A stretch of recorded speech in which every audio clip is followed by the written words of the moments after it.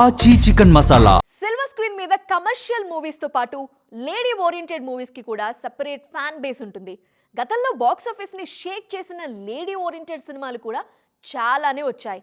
కానీ recent times లో ఈ జాన్రా అస్సలు కలిసి రాలేదు. స్టార్ హీరోయిన్ల నుంచి యంగ్ బ్యూటీస్ వరకు అందరికీ లేడీ ఓరియంటెడ్ సినిమాలు షాక్ ఇచ్చాయి. దీంతో అప్కమింగ్ ప్రాజెక్ట్స్ మీదే ఆశలు పెట్టుకున్నారు అందాల భామలు.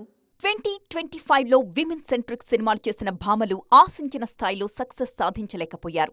ఘాటీతో వచ్చిన అనుష్క, పరదాతో ప్రయోగం చేసిన అనుపమ, రివాల్వర్ రీటాగా ఆడియన్స్ ముందుకొచ్చిన కీర్తి సురేష్ నిరాశపరిచారు.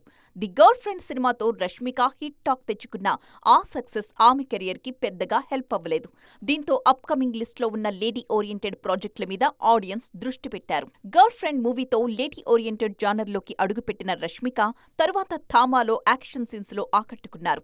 ఈ ఏడాది మైసా మూవీతో ప్రేక్షకుల ముందుకు రాబోతున్నారు.